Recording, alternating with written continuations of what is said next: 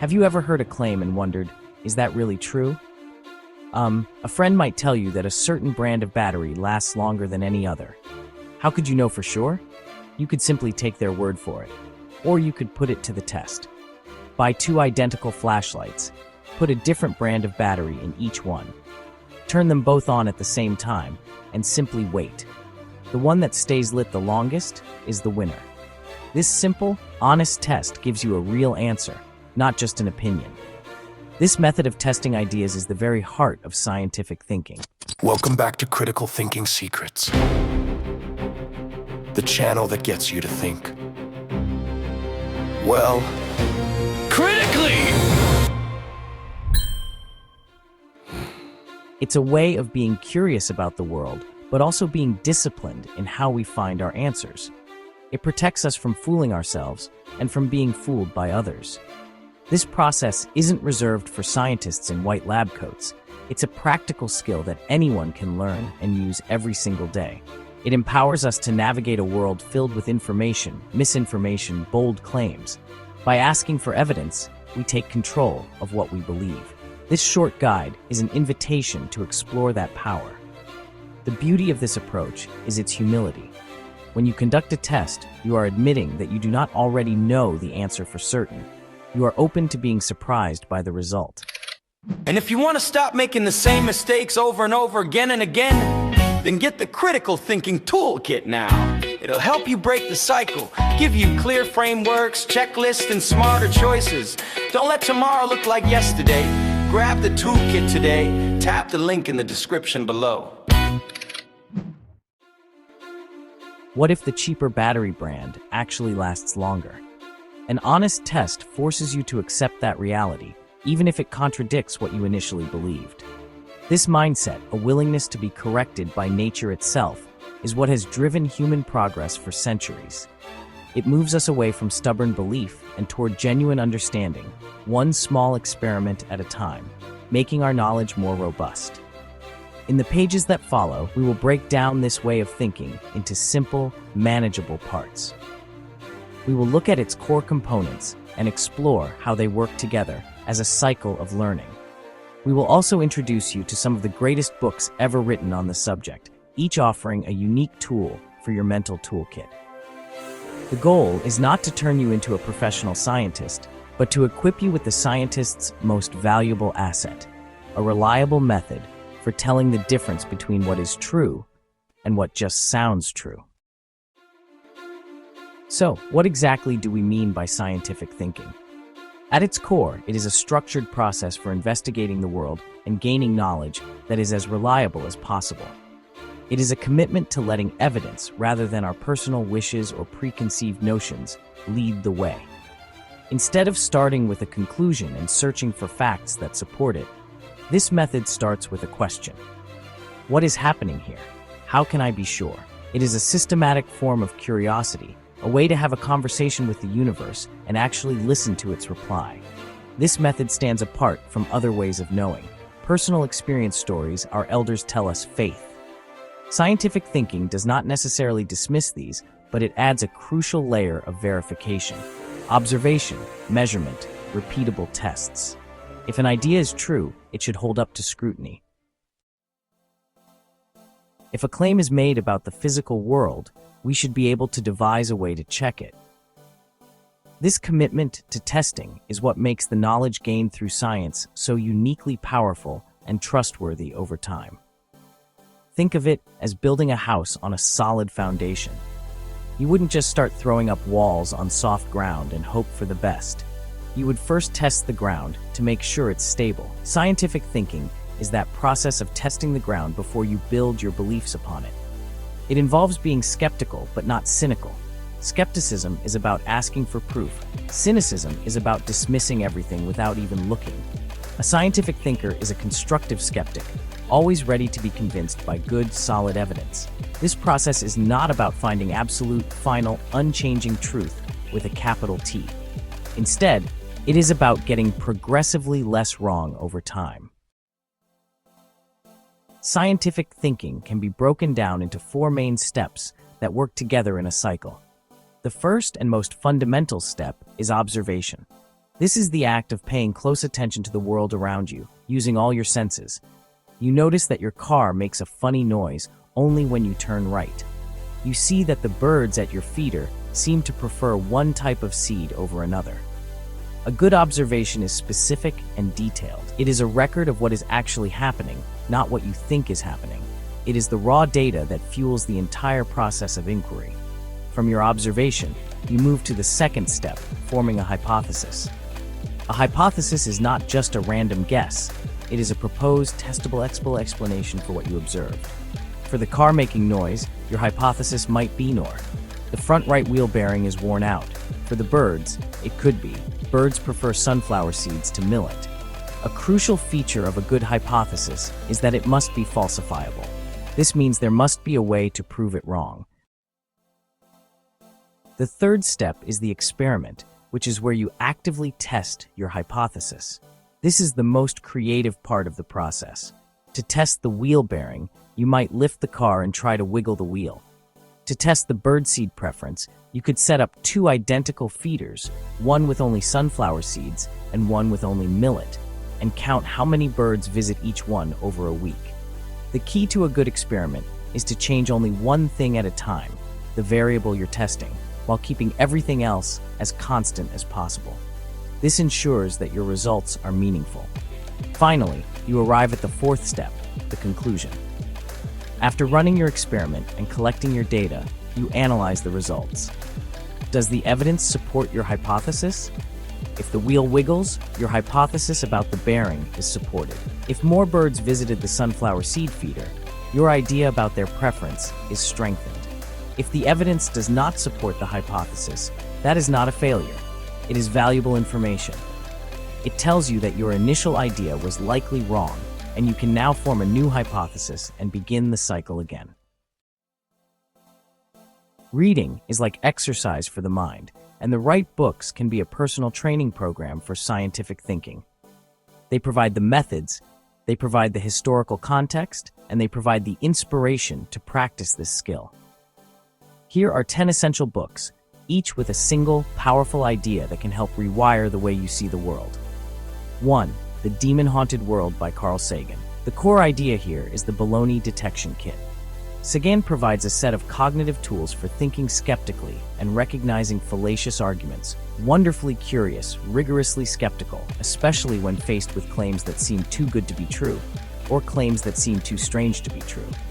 2. The Scout Mindset by Julia Galef. Distinguish between a soldier mindset and a scout mindset. A soldier defends their beliefs at all costs, while a scout's job is to map the terrain as accurately as possible. 3. The Thinker's Guide to Scientific Thinking by Richard Paul and Linda Elder. The key idea is that scientific thinking is a discipline that requires mastering intellectual standards, clarity, accuracy, precision, logic, providing a checklist to ensure your own thinking is sound and well-reasoned. 4. The Scientific Method, a historical and philosophical introduction by Henry M. Cowles. A central theme is that the scientific method isn't one single, static thing. It's a collection of practices and values that has evolved over centuries.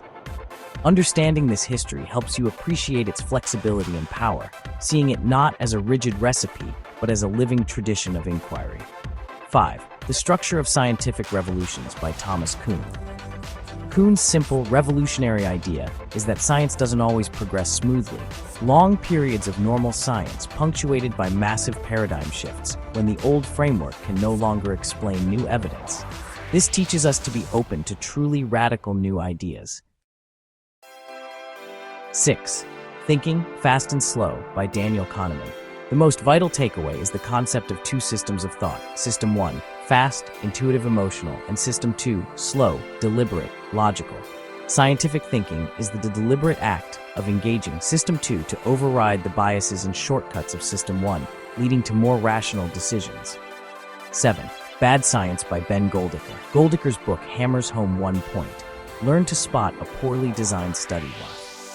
He uses hilarious and shocking real-world examples from medicine and from the media to show how easily statistics can be misused, how trials can be rigged, and why understanding the basics of experimental design is a crucial life skill.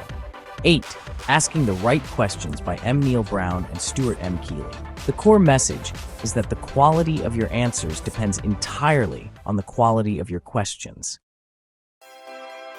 9.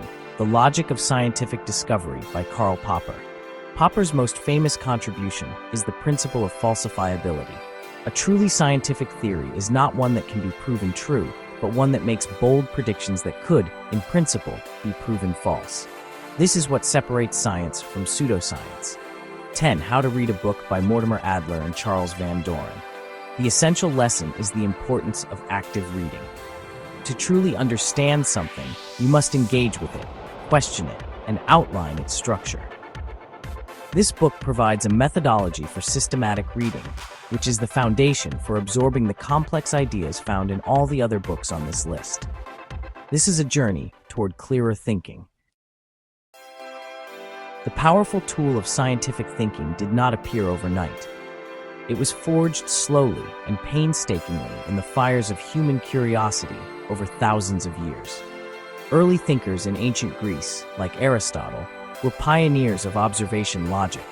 They carefully watched the natural world and tried to reason out how it worked. While they laid an essential foundation, their methods often relied more on pure reason than on active experimentation. A major shift began during the Renaissance, the scientific revolution. Bacon argued forcefully that to truly understand nature, we must not just observe it passively. We must, put it to the question through experiments. He insisted that knowledge should be built upward from specific, tested observations, rather than downward from grand, abstract principles. This emphasis on empirical evidence, methodical experimentation, marked a profound turning point and set the stage for explosive scientific progress. Following Bacon, giants like Sir Isaac Newton demonstrated the incredible power of combining experimentation mathematics. Newton didn't just observe an apple fall, he formulated a mathematical law of universal gravitation that could predict the motion of planets with stunning accuracy. The value of scientific thinking extends far beyond the laboratory. It is a practical guide for navigating everyday life. Consider a simple trip to the supermarket. You are faced with dozens of products, all making claims, clinically proven, all natural, boosts immunity. A scientific thinker automatically asks questions. What does clinically proven mean? Who ran the study? Was it a large, well-designed trial or a tiny survey paid for by the company? By asking for the evidence behind the claims, you can make healthier and more economical choices, separating effective products from clever marketing. This mindset is equally crucial when we act as citizens. A scientifically minded citizen doesn't just accept these at face value. They ask, where did these numbers come from? Is the sample size representative? Is there another way to interpret this data? What evidence do opposing viewpoints offer? This critical approach helps protect us from propaganda and allows us to make more informed decisions about who to vote for and which policies to support, strengthening the foundation of our democracy. In the world of business and innovation, the scientific method is the engine of progress. It's often called the lean startup methodology, A/B testing. An entrepreneur has a hypothesis. If I change the color of the buy button on my website from blue to green, more people will click it. They don't just make the change and hope for the best. They run an experiment, showing the blue button to half the visitors and the green button to the other half. They collect data and see which one performs better. This iterative cycle of hypothesis, experiment, and analysis minimizes risk and maximizes learning. Even in our personal lives, this approach can bring clarity. Perhaps you're trying to improve your sleep. You can run a 2-week experiment. For 1 week, you use your phone as usual. For the next, you put it away an hour before bed. You keep a simple log of how long it takes you to fall asleep each night. By comparing the data, you get a real answer, not just a guess. This method empowers you to become the scientist of your own life. When we discuss ways of understanding the world, it is helpful to gently compare scientific thinking with other systems, such as faith-based beliefs like creationism. The goal here is not to declare one superior to the other for all purposes, but to understand their different aims and methods. Scientific thinking is a method designed to understand the workings of the physical, natural world. Its authority comes from evidence that can be observed, measured, and tested by anyone, regardless of their personal beliefs. Its conclusions are always provisional, open to change if new evidence emerges. Creationism, on the other hand, is a system of belief rooted in faith and sacred texts. Its primary aim is not to explain the mechanics of the natural world through testing, but to provide answers to deeper questions about meaning, purpose, and morality. Its authority comes from divine revelation, which is accepted on faith. The perceived conflict between science and creationism often arises when a faith-based explanation is presented as a scientific theory. For example, when claims are made that the Earth is only a few thousand years old, this is a specific, testable claim about the physical world. Science can and does test this claim using multiple, independent lines of evidence, such as radiometric dating, geological strata, stellar distances. The overwhelming consensus from this evidence points to a much older Earth. In this context, the two systems are offering competing explanations for the same physical phenomenon. It is possible for individuals to hold both scientific and faith-based views by recognizing that they address different kinds of questions. Science is powerful for answering how questions about the natural world. How did the planets form? How do cells divide? Faith and philosophy are often turned to for why questions about purpose and meaning. Why are we here? How should we live a good life? By understanding the domain and methodology of each system, we can engage in more respectful and productive conversations using the right tool for the right question. Embracing scientific thinking is a journey, not a destination, and it begins with simple, practical steps. The first and most enjoyable step is simply to choose one book from the list we discussed earlier and begin reading. Don't worry about mastering everything at once. Pick the title that sparks your curiosity the most. If you're fascinated by space, start with Carl Sagan. If you want to improve your daily decisions, try Daniel Kahneman. The act of reading actively, with a curious mind, is the first and most important exercise in this new way of thinking. Next, translate theory into practice with a small, personal experiment. You don't need a laboratory. Choose a simple claim you've heard. Does watering a plant with lukewarm water really help it grow better than cold water? Get 2 small, identical plants. Label them. Give one only cold water and the other only lukewarm water, keeping everything else, exactly the same. Measure their height once a week for a month. The process itself is more important than the result. We began this journey with a simple test of a battery's life, and we end with a profound understanding. Scientific thinking is not an arcane subject for a select few. It is a fundamental skill for human flourishing. It is a way to find the best possible answers to our questions. It is a method to keep ourselves honest. It is a shield against deception. Observation, hypothesizing, experimenting, concluding based on evidence. We engage with the world on its own terms. We replace passive acceptance with active inquiry. We become more capable and more confident individuals. The books we have highlighted are gateways. They are invitations from some of humanity's clearest thinkers. Each volume provides not just information, but tools, a baloney detection kit, a scout mindset, an understanding of our own cognitive biases. Reading them is the first step. The next, more crucial step is to practice. Start with small, everyday questions. Test the claims you encounter. Be willing to be wrong. Be ready to change your mind when the evidence points the other way. This practice builds a habit of mind that will serve you for a lifetime.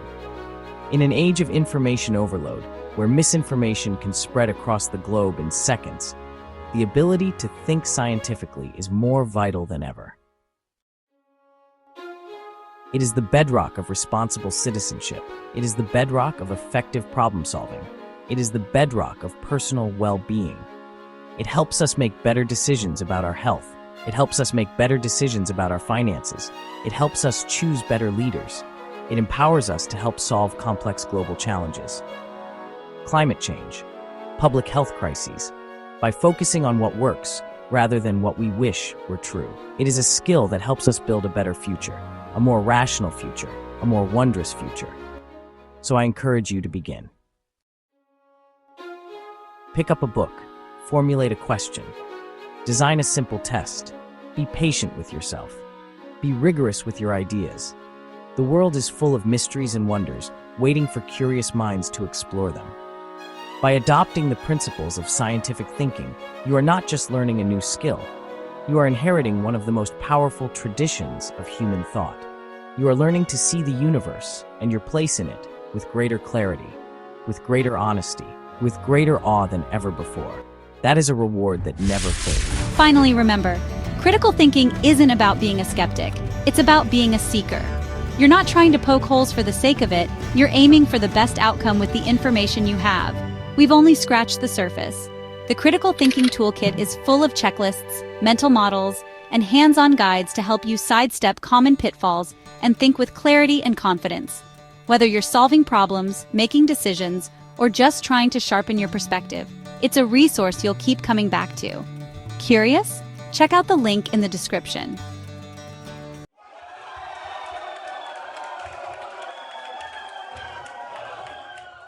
Thank you for joining us today. Enjoyed this video? For a more in-depth analysis, visit our website, www.criticalthinkingsecrets.com, to read the full article. Please like, share, and subscribe. Don't forget to hit the notification bell so you stay up to date with our latest weekly release content. We have over 300 videos on our channel to help kickstart your critical thinking journey. Also, as an added bonus, just for supporting our channel, you can download our free critical thinking ebook. So go ahead and click the link below. Till next time, keep those critical thinking gears turning. Thank you for watching.